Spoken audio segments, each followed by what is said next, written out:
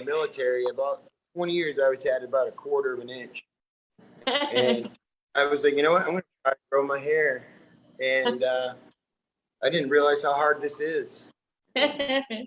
We're live. It's Facebook time, you guys. Woo! Oh. Wave to everybody. George, Derek, George Alger, Derek Meyer. Yes, sir, Bob. We're going to get to know them today.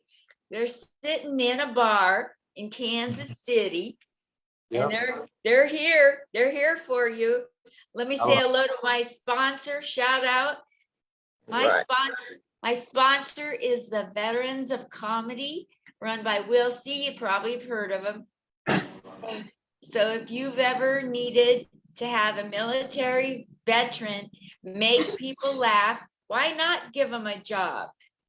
Get a hold of the veteransofcomedy.com, and you get to pick through those people there and pick out your favorite comedian to come entertain. You're doing a favor by leaving no laugh behind with Veterans of Comedy. Today, like I told you, 2 guests, 2 for 1. You get a 2-fer right here on Comic Spot. So today we have George Alger. Wave to everybody. There he is. He's got on that beautiful, it looks like a Pendleton shirt. Looks like the original Pendleton shirt that was the Beach Boys shirt. We're going to let that go because most people don't even know what I'm talking about. The next guest we have is the very esteemed, also wonderfully funny Derek Meyer. Yes, sirree. They're both here for you. They're hysterical. They're funny. They do more than just jokes. We're going to find out what that is. I have 2 very long intros. Mind if I tell them while you 2 sit there? Yes, ma'am. We love your voices. My voices. I'm trying to slip here to the intros real fast. I've got intros out my kazoo on my phone. All right, you're going to think that these are braggy intros, only because you guys at home, I ask for braggy intros. Most people don't like giving them, but I make them do it or they're not coming on the show. You know what I'm saying? Here we go. First intro, George Wesley Alger in the Pendleton plaid shirt. My name is George Wesley Alger, the 3rd born on Halloween 1981. Happy birthday early. Oh, yeah. Was in civil engineering for 22 years. I've been in comedy my whole life. Decided to make this my full-time career 3 years ago. When I first got into the comedy scene, I noticed comedians did not get treated fairly, in my opinion. Amen, brother. It became my goal to start my own production company that was by comedians and for comedians. Woo! I noticed there was a lot of negative energy behind the scenes with the comedy. Not very many people wanted to help each other move up. Amen. I based my career off being there for others and helping others and believing doors would open. And then that's exactly what happened. When I met my buddy, Derek Meyer, sitting next to him, 2 handsome men, with our combined knowledge of comedy and computer graphic designs, which I have none of that, we have become an awesome duo. That was me adding about myself. We have become an awesome duo, event planning and marketing. Comedy will always be our #1 product to offer to others. Honestly, anything that you can put comedy in with it, we will create an event that will sell out. And they're proving that. We just keep pushing forward and believing in ourselves and asking God to help us out. It's been a pretty awesome business plan and it works pretty great. We treat people the way you want to be treated. I can attest to that so far as I've known them. We bless and ye shall be blessed. Huge believers in the law of attraction, and the energy that you put out is the energy you receive. So keep being kind to others and helping people out, and we keep getting blessed and are able to keep helping others.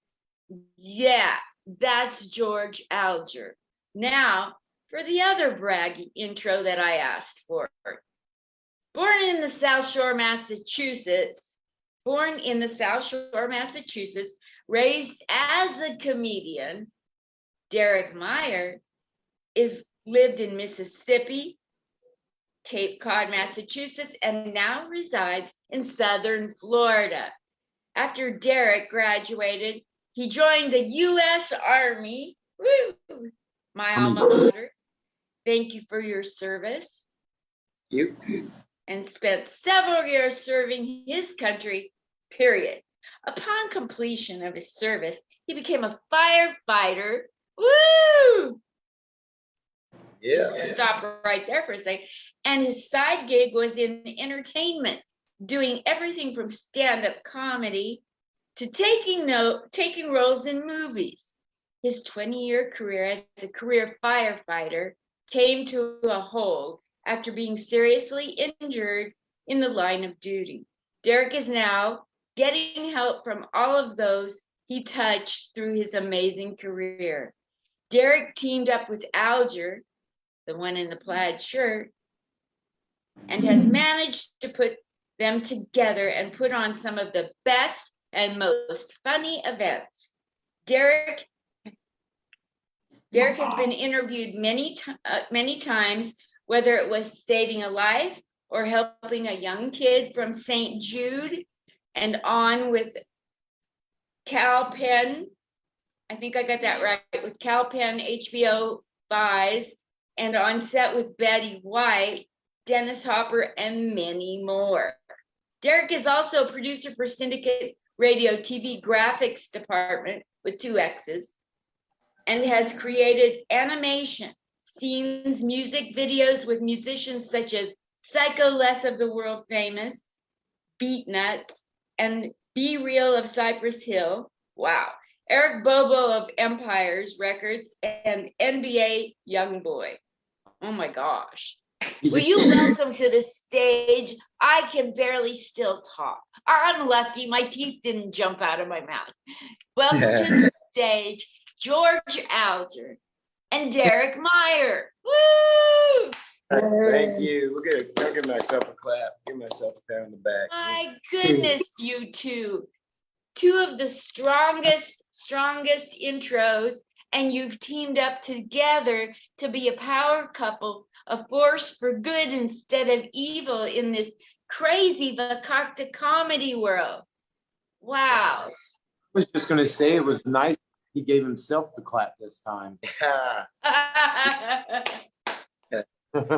Well, I'll get to that. What's the best part of working together? Being buddies, you know what I mean? Like when we put a show together, we make friends with other comedians, and we get to know them really well, and we treat everybody like they're a brother, like the military. I come from a military family. He comes from a military background, and we're like, these are our soldiers. They're our family. We look out for them. And then when you're with us, we look out for you, even on down the line. If you're working in another town, another city, another state, another country, call us up, and we'll pull strings and help you out. Well, I'm going to say the motivation, I think, and, keeping one another motivated. We should have another person sitting by us right now, Will Rodriguez. He's great too. And Will Rodriguez is there? We should have him here. He's part of the Three Musketeers, and we have a 4th that you interviewed the other day. He's like, our half child or something. You could call him James Esterline, and he's a great character. And all of us together, we're unstoppable. And when we all put our minds together and keep each other motivated, something, and you're not always going to have a great day. However, you got to make the best out of it. And when you have that kind of energy coming into the room, it's just, okay, who are you guys? I want you here. yes, they see the dollar signs, and and that feeling of having a family is great, because they have a regular thing going now, and then we could share it out there to many other comedians that reach out to us from all over the United States. We've had people come down from New York, Buffalo, Georgia, Louisiana, Mississippi, even Arizona. Somebody reached out to us the other day. I got a call from Texas asking, "Hey, do you know any good gigs? I'm in the middle of nowhere right now, and my show got canceled." So I made a phone call. I said, "Can you be in Houston in about an hour and a half?" He says, "Yeah." I said, "Well, get down there. You have a headline to do." And he did so well, they paid him quite a bit of money and put him up in a hotel for 2 days and put him on 2 shows. So yeah, and we'll even be nice to people from New Jersey.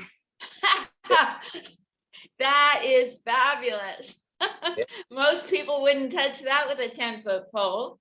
Yeah, it might get stuck if you did, because I shot an arrow in the air in New Jersey and it stuck. Oh my gosh. So let's go through the lives of each of you. Tell us in 5 minutes or less, you each get 5 minutes to take us through the trajectory of growing up being you. Funny, how early did it start? Who helped? Who in your family or at school helped you? When did you first do comedy? What was it like? So you get to go first, Derek. Okay. It was a pretty wild story, actually, and it might sound a little bit inappropriate. Am I allowed to say anything like that on here? Yes, please. Okay. It started with an embarrassing moment.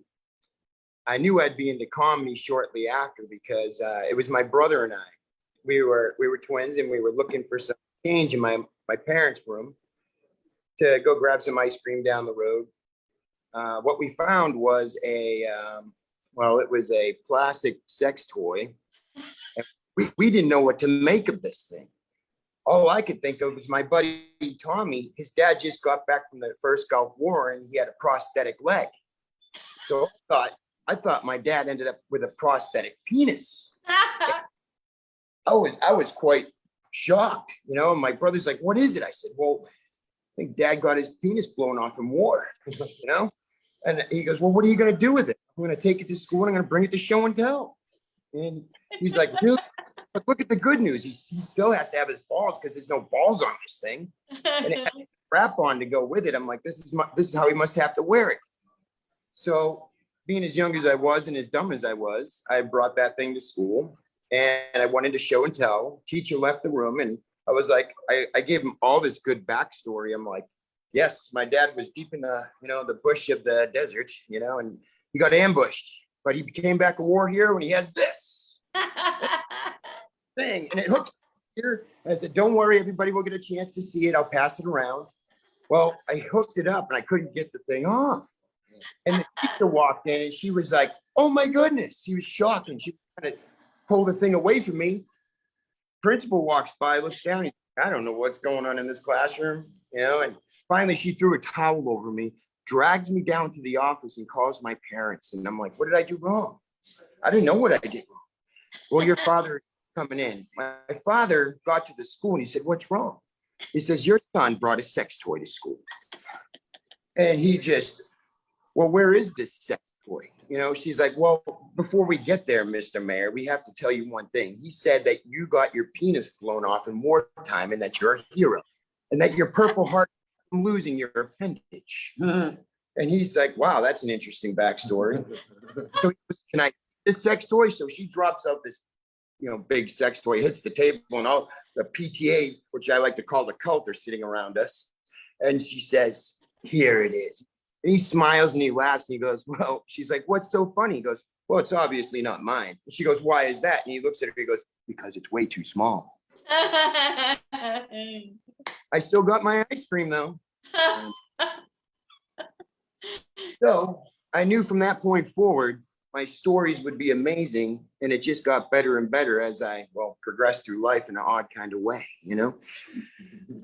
So that was my first gig right there, indirectly.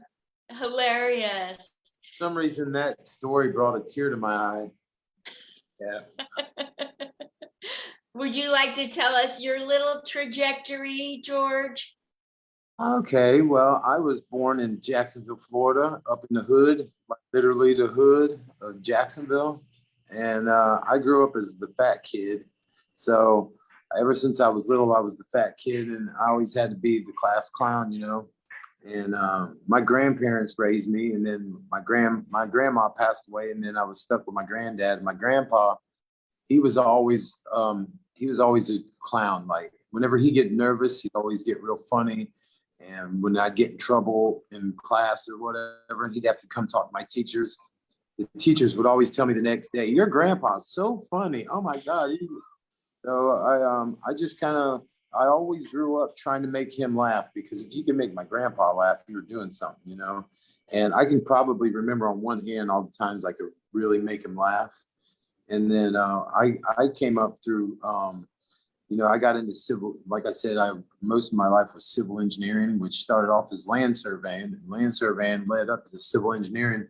I dropped out of high school. Well, yeah, I dropped out of high school in ninth grade, got into working out in the field, and I have a little bit of autism, so I learn different than everybody. So I'm self-taught with everything that I've learned, and I made my way up to being a civil engineer, project manager, estimator, all these high level positions. But I always thought, man, this really, because when everybody else is real serious in these offices and they're just typing, I'm like making fart noises and throwing stuff at people. And I decided I guess about 4 or 5 years ago, I went to a party. I went to what's it called? A marriage, where people were getting married, a wedding. I was going to a damn wedding. Whatever that is. It was in North Carolina. It was about, you know, a 8-hour drive. And on the way there, I was thinking, man, you know, I really need to go for my dreams of being a comedian. And I started looking up workshops, comedy workshops. And I went to this wedding. I hung out with everybody after the wedding. I had everybody dying laughing. I done caught me a buzz, and I'm telling all these dumb stories. And I had everybody just dying. And on the way back home, I decided, you know what? I really think my calling in life is comedy. I've had people ever since I was little tell me that I was going to end up on TV. And even when I was working out in the field, people would say, one day you're going to be on TV, you're a comedian. And I ended up getting up to be almost 500 pounds. So I gained a whole lot of weight, and I was kind of depressed, and I ended up losing about 200 pounds. And that was about the time I went to that wedding. And on the way back, I was like, you know what? I need to start going for my goals and going for these dreams. So I went to workshop at Comedy Zone in Jacksonville, which is the #1 comedy club in Jacksonville. So I went there, and I started to blow up as soon as I went. I was bringing more people to the shows than everybody else. And that's where I kind of, in my story, I started to notice that, in my opinion, if you're the hardest working guy at something, you should get, they should take care of you. And I noticed, well, even if you're the hardest worker at comedy, being in cliques and being buddy with people is how you move ahead. And I'm just not going to sit around and wait to move ahead. So I decided I wanted to start to do my own shows. And I got a show in Lake City where I got to pick the venue. I get to pick everybody that was going to be on the show. I got to pick the DJ, lighting. I set up this whole show, but I didn't know what I was doing. And I started putting out there looking for comedians. And Derek, William, James Esterline were 3 of the comedians that I found and I picked to do my show. And we came and did this show. And even though I didn't know all the behind the scenes stuff, I was really good at hosting it. It was probably one of the best shows we've ever done. And we just had a blast. And all the guys was like, wow, George, you are the best host that we've ever had. And, yep. And these guys telling me this, they've been in it for like 10 years. At that time, I was only in it for 2 months. So That's me fooled. Yeah. And, yeah. So we decided to stay in touch and just work together. And anytime that I was out towards their area or they were out towards my area, we'd meet up. And Derek, he got me booked on shows going all the way up the East Coast from here in Florida all the way up to Michigan. So I kind of went on my own little tour. I got me a car. Philadelphia. Yeah. I got me a car and I just went on tour by my damn self going up the coast, and I ended up wrecking my car. He's always like, hey man, the community is so great here. You know, they're even giving each other free flu shots under the bridge. Yeah. I was like, that's really what it is. I said, just stay away from the COVID concentration camp. Yeah. You'll be all right. Like, hell, I'm from the damn swamps. Yeah. Me leaving Florida and meeting other people in these weird cultures, it's different for me. Yeah. Like, I'm not used to going and flipping over cars and burning down bridges, which it's a lot of fun. I mean, when I went to Minnesota, I helped them out, but He'll take my comedy advice, but not my dating advice. You know, he's just like, you know, I say, hey, look, make it a quick relationship and date an anti-vaxxer. I don't know. that's it. And when I went, like, I thought I was going on a blind date. I thought I was meeting this black girl, but it ended up being Antifa, not a black girl. Like some people that were into bad stuff. Yeah. But I mean, they were pretty cool besides tearing up everything. I mean, at the end of the day, it was a peaceful comedian. And then, They like to travel too. Oh yeah. about a year ago, I ended up having a seizure at work, and I got diagnosed with epilepsy. And my work was like, you can't come to the office. We're gonna have to let you go. So I ended up getting fired. And about the same time, this guy gets a brain injury, and he has to take a break from his work. Yeah. So I always look at stuff like things are supposed to happen, and we both get brain injuries at the same time. Isn't that weird? Yeah. Yeah. For like a month and a half, I had this like slurred speech because the swelling. I didn't know if I was ever going to be normal again in any way, shape, or form. Every day is a challenge when it comes to my short-term memory. And every time he tells me he had an injury, it's like, really? You did? Are you just telling me that because you don't want to be lit off the stage? You know? Those flashing lights will trigger you. I get it. You know. That's so. right. They will. Now, I told him, I was like, man, if I can get to where we can work together full time, we'll kill it. We'll, and that's exactly what happened. Like, I've only been here for about 2 weeks. We've already had a couple sold out shows. We've already had all kinds of, 4 sold out shows. We've had radio stations calling us. We've had TV networks calling us. I'm going to touch up on that show thing real quick. On these shows, we tell them, what's your slowest day of the week? And, you know, they're like, oh, it'll be like a Monday or Tuesday. Barely get anybody in here. I said, all right, so we'll just sell it on a Tuesday, because I've never had my entire place filled up. And I said, all right, well, we'll fix that for you. And he laughed, and I'm like, no, just wait. You're going to have a line out the door. And sure enough, on his slowest day of the week, we made it his most busy day of the week. And couldn't get Fabulous. Yeah. And that's how we both kind of roll. Even with me, when I was in estimating and stuff, I went to a job and they said they hadn't won a project in over a year and a half. And I said, look, we're going to win a job. And I won a $6 million project within my first 2 months of the place. Because I'm like, man, when people say that we can't do it, that's like, you got to believe it into existence. Yes. When somebody says we can't do it, I like hearing that, because then we get to prove them wrong. And then they get to say sorry and shake our hand afterwards. You know?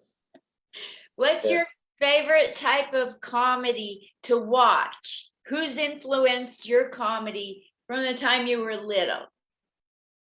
When I was little, when I was real little, it was Howie Mandel back in the day. And then I liked Gallagher a whole bunch. I used to stay up late and watch the Howard Stern show, because it used to come on E! I used to really love Def Comedy Jam. I'd say Def Comedy Jam, it influenced me maybe the most, you know, because you see those comedians. A lot of influences there, dude, fella. I'm telling you, if you watch Def Comedy Jam, they get with the crowd, and you have a DJ, you have a host. The host and DJ are going back and forth. Back then it was Martin Lawrence, and he would raise hell with the DJ, and then all all the audience would be going crazy and they crap talk each other. I'm going to say, I think his greatest influence should have been Robin Williams, because I'm telling you, as you can see, he's got multiple characters that influenced him. And if you watch him on stage, he has multiple characters that comes up. I mean, 19 different characters. It's like, which one gets out first, gets the first word in. But the cool thing is, they always agree with themselves, you know? And the only thing that sucks is when you do have multiple personalities, one of them will let out a real loud fart in the restaurant, and then you have to deal with it. I was wondering when somebody was going to say that all their impersonations and impressions are because of multiple personalities. Yes. It's the first time I've heard anybody say that. I think that's great. I tell you what, when I do go into a different character, it's like a totally different mindset. Like I look at different answers, different speech pattern. When I first got into comedy, I really thought that I was going to be like the multiple personality comedian. He's always laughing at his own jokes. Like it is pretty neat being stuck in my head, because I'll be walking around Walmart or something and I'd just be cutting up, laughing in my damn head, like pushing buttons, just looking at me like I'm crazy. And when they look at me like I'm crazy, I like to. Yeah. Well, Derek, who influenced you from the time you were a baby? All right. So I'm going to go with Buddy Hackett. Yeah. I love Buddy Hackett. I mean, the guy was great. He had style like my grandfather had, and uncle. They were a member of a magician organization, and they always had like this Buddy Hackett style of doing magic and comedy at the same time. And as I got older, I started watching Jim Carrey, following his career. Yeah, I like Jim Carrey too. And you can't, a guy who can be that animated and deliver comedy at the same time. That's what I'm talking about. I mean, you can't take that away. And you could see where it comes from. And good comedians usually come from some sort of turmoil in their lifetime, and they take that, they harness it, and they find that comedy might center them in some way to make them feel that endorphin rush of feeling normal again, I guess. I don't know how it goes, but I do know that working with Dr. Brian King, who's a psychologist and a comedian, author of The Laughing Cure. If you ever get a chance to read that book, it's amazing. And he breaks down the psychology of the laugh and the benign thought transfer and how it creeps up in on you and how you have to grab the attention of the individual you want to make laugh. And it's like dissecting the laugh. Actually, it's pretty cool. It's my mad scientist side of things. I have to know everything about it, and just like Jim Carrey, he figured that out at an early age. It might've been by accident, throwing himself on the stage. And what's the name of that book again? I got to get me a copy of that. Oh yeah. It's a book by Dr. Brian King. He's a comedian.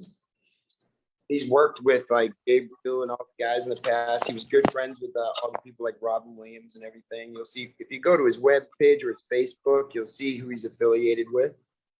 But the name of the book is The Laughing Cure, and he just finished another one called The Art of Taking It Easy. And they are two great books. And I'm looking forward to when he comes back out here. And what an amazing guy, and what an amazing comedian. And he's taught me a lot. He's guided me along the way on, take advantage of every time you have a stage there. And even if you don't have any material in you, just get up there and you do your thing. And and you're going to find your voice. And when you find it, you're going to know it, and you're going to appreciate it a lot more. And, and he's great. He's great. He tours all over the world. And well, Dr. Brian King, thank you. We salute you for what you've done here to help Derek and George come up with what they're doing, and your influence through your book. So thank you, Dr. Brian King. So I would like to have you both touch on something very near and dear to my heart in comedy, and that is the lack of integrity, the lack of consideration for others, and how you're taking that huge negative underbelly in the comedy and trying to turn it around. Can you talk about, you mentioned that earlier, George, in your intro, and I'd love to have both of you touch about how there's so little regard for others in this business and how you're trying to change that. Like with me, I know that whenever I really enjoy hosting the show because I like to get this high energy when we first start off. I like to get the crowd excited about the comedians coming up. I like to go mingle around the crowd before the show and just shake hands, thank people, give out hugs and stuff like that. And you know, I believe that we can have an awesome show. We don't need a world famous headliner that's negative once he gets off stage. We can have an awesome show, just as good of a show with people that aren't headliners. Whenever we get the right energy in the room, I learned this when I first got into comedy. One of the things they taught us in our workshop is if you can get the crowd to like you before you get up on stage, you don't have to tell the best jokes and you'll still get laughs and you'll still have a good show. And I was like, wow, okay, because I'm bad at remembering jokes. I can't remember jokes for nothing. I just tell my stories of how I see life. And I've always been that. I'm always silly when I tell them. And so if we get somebody that is a headliner and they're really good on stage, but once they get off stage, they're being negative or they're being hateful towards somebody else, that'll be the last time they work with us. Well, or maybe not the last time. We always give like 3 strikes and you're out because it goes like this too. What you're saying about the integrity of the industry and comedy itself. We try to, when we bring comedians, even if it's just an opener, a feature, or a headliner, we try to treat them with the most respect, treat them as they should be treated. And I mean, make sure they get a hotel room, they have plenty of food so that they're happy when they take the stage. We get them in a nice green room with plenty in there, serving them drinks, whatever they need. We want to make them so comfortable that when they finish their set, they're going to be on top of their game and they're going to talk very well about us. And when they come back to do another one, and they're going to be bragging and they're going to want to keep coming. And, there's a lot of people out there that don't treat a lot of comedians with that kind of respect. It's just like, oh, here's a mic, whatever. You just, no meal for them, nothing, and just, don't show them where anything is in the town or, there's a lot of disrespect towards it. They treat comedians bad out there in a lot of places. It's part of why I keep track of every place I've ever done comedy at. I keep a good record of who treats comedians well and who doesn't. So when people ask me, I said, this is what you can expect there. This is what you can expect over here. And they don't treat people good, but yes, you will get paid, but don't expect the royal welcome. But if you go to North Carolina to, let's say was it the 504 over there? No, it's Minderella. She's an amazing comedian from North Carolina up in the Raleigh area. She treats her comedians great. She's a great promoter. And amazing takedown. I took notes of that, the way she treats her comedians up there. And when you're coming through, it's like, hey, you're all set. And I'm like, it's great when I'm coming back from Philly, from doing a show in Philly. And then I'm like, I could stop in North Carolina, do another show, and then get down my way down to Florida. I haven't been able to do that a while because of the injury and all, but I've been able to send other people on their way over there. So it's giving shouts out to her is great. And you just got to treat people right. It's about being human at the end of the day. And it doesn't matter if you're gay, black, white, Mexican, it doesn't matter. You got to be human, and treat others as they wish to be treated. Yeah. When I was first coming up, I went to go to some open mic nights and I noticed that none of the comedians would come over and talk to me. All of them looked at me like I was weird. It was not very friendly, and it made it to where I never even got up on stage that night. So I wanted to be, because I'm good at getting up in front of a bunch of people, but the one-on-one with people, I'm kind of weird and shy or something. So whenever we do something, we have a show or something, and we have some young comedians, I want to show them love, and I've been to a couple places like that where they build up their little cliques and they're not nice to the new comedians. That's kind of my thing. I cannot stand that. And so, yeah, anytime we go anywhere. What's your next question? Let's get on something more positive here. Yeah. This is positive because you're turning it around. I appreciate your taking time to touch on something that needs to change, and you're ballsy to get out there and admit it's going on and do something about it, you guys. I'm proud of you. Way to go. Thank you.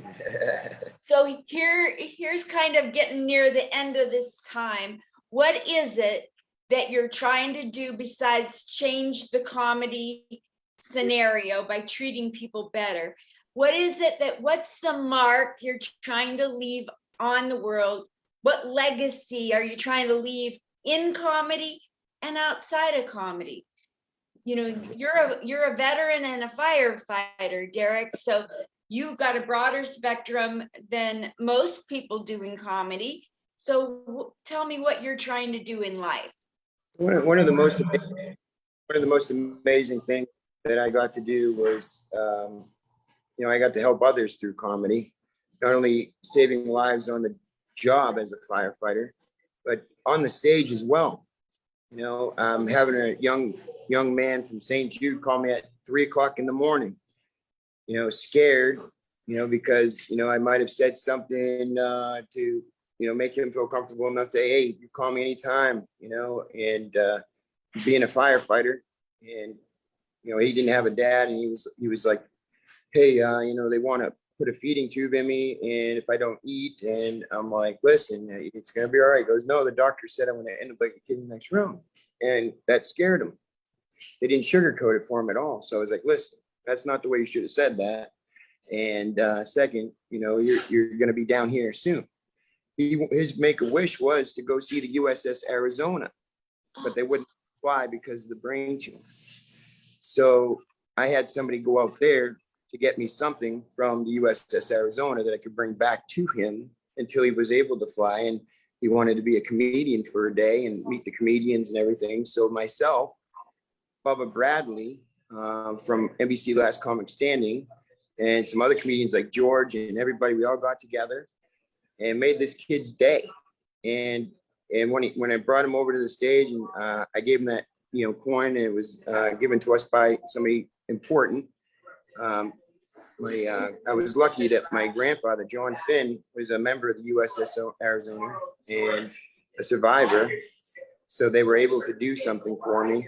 And then my father, 36 years military, presented this to him. And I went from a very laughing show to tears of joy and to happy again. And other people came up to me and they were just amazed by what I just did for that young man. And I said, well, I'm not the only one who did it. Everybody worked as a team to make this kid's life better. And I think that really did. And he's doing really well today. Then other veterans had come up to me and said that, that they were so down on life that they were going to end up doing something stupid to themselves in ways that I don't like to say. But what we did was we changed their course and put them on a new course and gave them a new heading. And that heading was to do something better for themselves. And some of them got into motivational speaking and comedy and, talking to other veterans in front of the people to build up that confidence. And we keep in touch with everybody. And it felt good. I know comedy saves lives, because when you go in there with all these problems as a customer or in your audience, and you're there to see a show, and hopefully somebody can bring somebody who's sad to one of these shows, because all their problems seem to be going out the door and they forget what problems they had by the end of the show. And it's great to see that look, bringing people together, both in that form, by family, by romantic connections, how we pair people up. Like when she told me she was married 9 times or 10 times on that last show, I'm like, you gotta be kidding me. You got more rings than Tom Brady? That's amazing. And at the same time, I could find somebody to take the payments over on my wife, and it's great. I could auction her off, and I don't know. But, it's just being silly and being, we're having great. I got inspired. I was on set with Betty White, and you mentioned this earlier. She's, who's this handsome young man over here? I said, well, he's this beautiful young lady. And she goes, sweetheart, I'm 87 years old and I'm getting laid tonight. Well, give me that room key and I'll show you 50 Shades of Golden. Just smiles big. And I'm like, I don't think you believe me. We can make that room shake like the Golden State Bay, you know? And she got up there and just took me by the arm and we walked out the door and I was like, oh man, that was amazing. I got to break bread with her for like a month and a half after that. And, you know, a lot of these younger millennials, they didn't have common courtesies like opening the door, pulling the chair out for somebody, or walking her to her movie trailer, you know, just common courtesies I was raised with. And, you know, it was just, it was a blessing. She helped me and she introduced me to people. And then next thing you know, things were taking off. Wow. I'm going to give it over. And I guess for me, I just like that. I a few months ago, after one of my seizures and I was in the hospital, I realized that God put me on here to be there for others. And I think about this quite often down the road when I'm an old man, I'm on my deathbed, and you're looking back at what you did in your life. You want to have those memories of where you know that you helped others out. Like ever since I was young, I've helped people either in the civil industry, you know, getting them good jobs, looking out for people, helping their families out. And then not too long ago, I got a message from a lady that she was asking when my next show was, because the last time she seen her sister smile was at one of my comedy shows. Now her sister's passed away, and she had to come to one of my shows so that she could, you know, have that memory in her head again, you know, like just that feeling again of her sister laughing. And you know, we had a guy at our last show that we did. Somebody stood him up and he said he was really depressed. And the only reason I know that is because he stayed after the show, and I stayed outside talking to him for about 2 hours and giving him encouragement, telling him that he always said that he might want to be a comedian. I told him I'd help him out. I'd help him build a setup. He could work with us. I could help him get into comedy. Call him a couple weeks later, see how he's doing. Yeah. Wow. Yeah. You two are the epitome of what it is to be ethical and care about others and bring people up behind you, reach back and help others. Your story that you said, Derek, about what you've done for veterans to help them to not want to do something you don't want to talk about to themselves. I mean, you touched my heart there. That's a big deal in my life, which is why I do comedy with and for veterans. I want to tell you something. You said that you welcome anybody. It doesn't matter if they're yellow or gay or whatever, as long as they're funny. And last night I went to the Laugh Factory and saw comedy. And I just want you to know that there's a hugely funny comic here in Vegas, Ty Rivera. He's part of the LGBTQIA family here. He's one of the funniest on stage, and the audience gets him from the minute he opens his mouth. And I told him about y'all, and boy, you will never get a person with more ethics than him.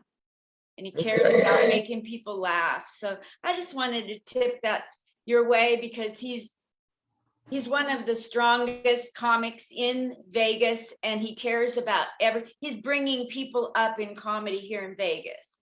Oh, so nice. If the three of you could get together, you'll do even, you know, bright things happen when you connect with people like you. Yes. And if you know, we got this big 3-day event coming up where we're going to need, I'll show you. Anybody that wants to come and have something to do with it. You know, there's going to be a couple big headliners that we got to pay for, but we're going to have competitions. I don't know if you can see it. If you can, I'll hold it up to the thing here. We have the first ever stand-up comedy political debate where we have the world's best Donald Trump impersonator coming in here. We have a Joe Biden impersonator. We have a pineapple name. He's going to be the DeSantis of Florida. And we have a person named Q, the whistleblower. We also have the Camilla Harris That's going to be right me. here. I'm almost as manly as her. So. And it's going to be 2,500 people in the event watching and the audience. And there'll be like VIP areas and all that great things. But it's taking on a life of its own. And, you know, we have the podiums up there, and it's Rio Paris does a Barack Obama that's amazing. Oh my gosh. He's like, let me be clear. You know, he Oh, does this yeah, thing, and then God. he's like, this one's like, come on, man. You know, and what do you do as that Donald Trump character? You're like, you know, Yeah, come on.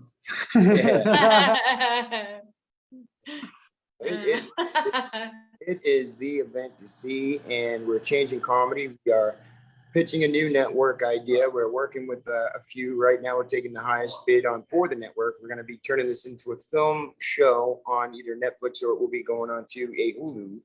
And we have the filmers coming in this week. It's going to be a lot going on, and it's going to be amazing. You know, if we can just get 8 episodes on there and run this. Discovery Channel Audrey wants to film it, and they also want to come down here for our 3-day comedy festival. We have a Woodstock comedy festival, and it's 3 days of fun, love, and laughter, where some of the best comedians from all around the United States and Canada and Mexico and Puerto Rico and Guam and other areas, they come to this one location. Starting March 11th, by the way. March 11th, the 12th, and the 13th, Crystal River. And I know you'll be joining us. Yes. And you'll have so much fun. We're going to make it to where we're going to start on the Friday at 6. So it's going to go 6 to 10 on Friday. Then at Friday, it's going to go 10 to 10. Yep.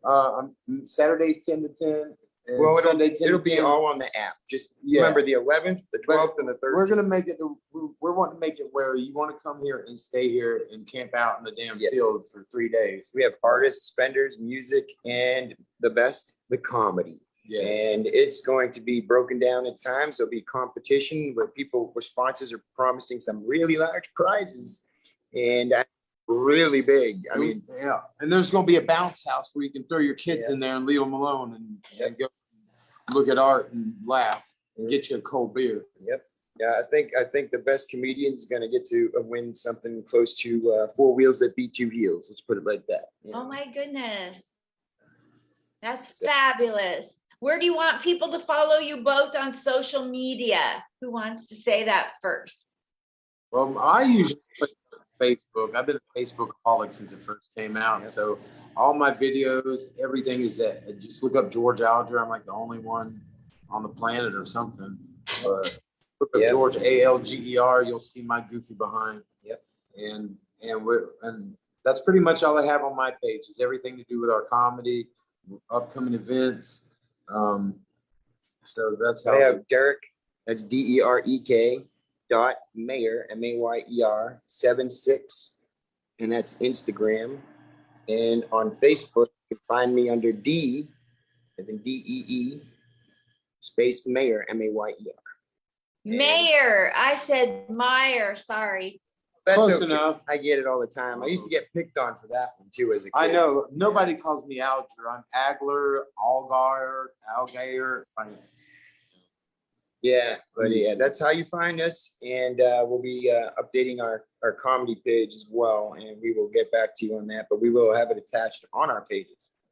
Everything that you produce, every single time you produce something, you can come back on to plug it as if you need my help. Anytime you have a flyer or an Eventbrite, share it with me so I can share it. I would be so delighted. And just so I guess everybody knows, watches you. As soon as we talked to you the other day, I was like, this lady and her energy is so sweet, so nice. Like, I'm all about energy, you know. So I love your energy. I love that pretty smile. Thank you're an awesome person. I can already tell. I can't wait to meet you in person. Hell, even if we come out to Viva Las Vegas. you know why I have such a wonderful personality and smile? Because you're a beautiful, sweet lady. Because I have visible psych issues. No, because a lot of pain and a lot of rejection that I don't want others to feel. That's so great. We're kind of like-minded and we have hearts alike. Yep. Yeah. I know what that feels. When I wrapped up on my first movie and I was still new to this, I didn't know what it meant for a wrap-up party. I pulled up to the area and there's all these Ferraris and Bentleys all around me. And the valet guy said, "You're supposed to be in a purple vest and park around back." I said, "No, man, I work on the movie." And he started laughing at me and it was kind of embarrassing, you know? And I was like, you know what? Let's turn this around a little bit. Taking my comedy attitude, I wrote down some instructions on a dollar bill and gave him the keys. And he goes, "What is this?" I said, "That's instructions. If the car stalls on you, pop it in second gear. If it backfires, don't worry. Don't worry. You're not in East LA, okay? And if you can't get it started, call that number on the dollar bill and I'll come and get it for you." He goes, "You're kidding me." So I walk up the red carpet thing and I get up there. I see Billy Zane and they're looking down on there. And one of them says, "Well, what is that?" And I turned around and said, "That is four wheels that beat two wheels and you got to start somewhere." Then I got to go hang out with my friend Betty White for the rest of the night. So I can't wait to. Thank you. I can't wait to come down there March 11th to the 13th. And you have a 3-day event coming up before then. What day is that? that's March 11th, To 12th, the and 13th. yep. And December 3rd and 4th, we have Edgar Shuley from the Howard Stern Show and the Reverend Bob Levy. And oh my goodness, these guys are funny. November Killers. 19th.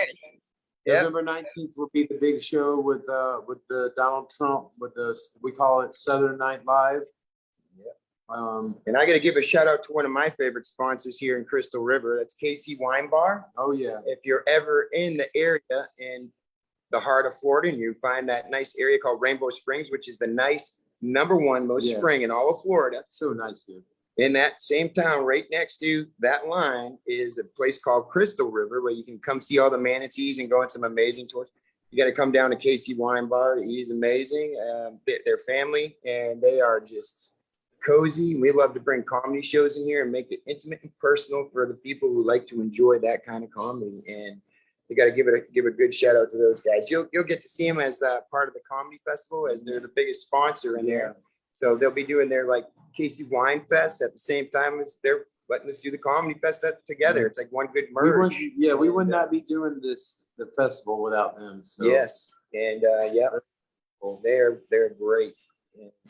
Thank you so much, George Alger in the plaid shirt, Derek Mayer in the green shirt and hat, firefighter veteran. Oh my gosh, you guys, thank you so much for serving up jokes and bringing ethical business to comedy, along with other people that are doing it. Thank you once again. And I look forward to continuing my friendship with you. Alrighty then. And don't forget, I'm a retired drunk and a professional stud muffin. Yes, sirree. Yep. All right. I have to go take my brain medicine now. So. All righty. Hang up. Thank you so much. I love you both. I love you, Miss Linda. Love you back. All right. Big hugs. Bye. Bye, guys. Bye.